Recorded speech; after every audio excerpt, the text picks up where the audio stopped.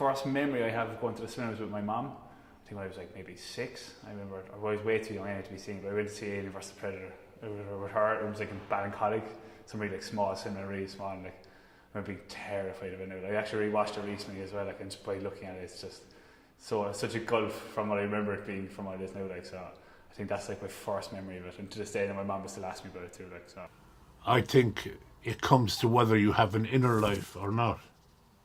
Whether society can tell you what you want, what you need, or whether you can say to yourself, I don't need these things. And music is something that gives me solace, it gives me hope, it gives me enthusiasm, and I find music heals, music comforts. And they're playing, Singing in the Rain over and over, and he can't listen to the song anymore. It's like that with like Dolly Parton music to me now, because it's the same tape over and over and over and over, and I can't listen to it anymore. I just can't. It triggers me.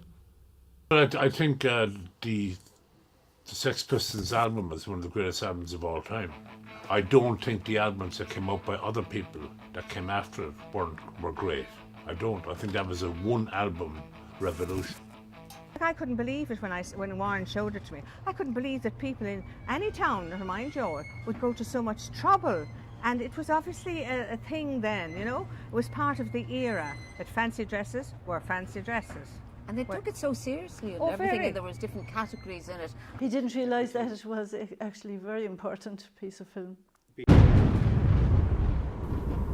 This is my UCC film essay in which I will demonstrate how the conventional code of low-key lighting that is used in the film noir horror genre to signify mystery or sinister characters, and how this convention has been much parodied in films with reference to Mel Brooks' Young Frankenstein.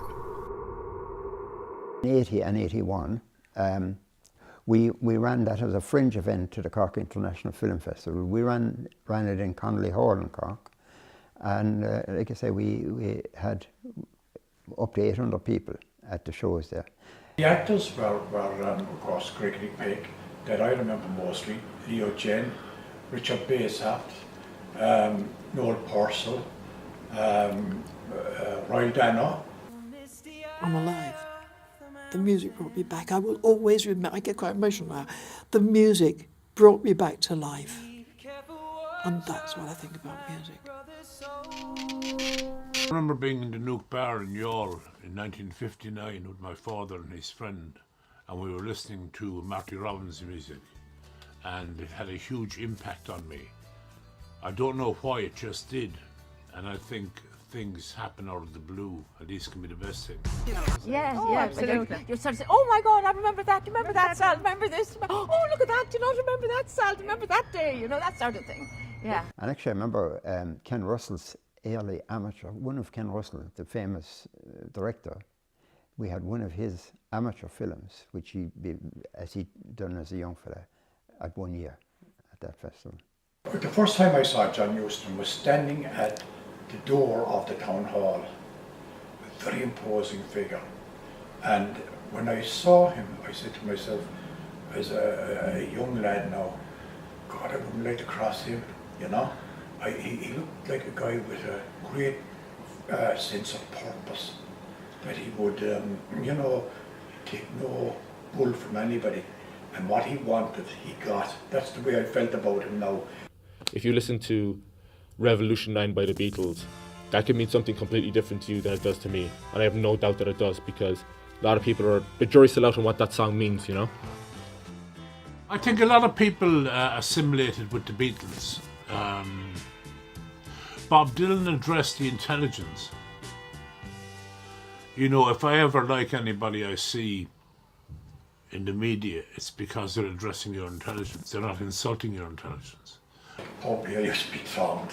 There's a story told anyway about Richard Basaft, that he was in here one time and a phone call came from him, and the only way he could get out was by being handled over the tops of the heads of all the people that were there in the pub. It was so packed, nobody was leaving. Of course, they had a special dispensation here to open the pub. I think it was 6 in the morning.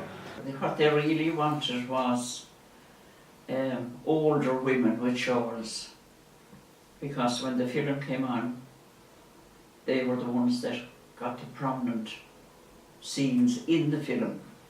You know, missing teeth and looking kind of hungry and everything. And my friend said to me, don't you ever tell anyone that you were in Moby Dick. Our ego would be finished forever. James A. Fitzpatrick, known as the voice of the globe, and he had a particular view of Ireland and the way he filmed and recorded us. Lots of these were shown before the main feature films in cinema. I'd like to think there was something good of us that was bleeding into another parallel universe. Wouldn't you? It's when you give up the journey you're in trouble. That's the true danger.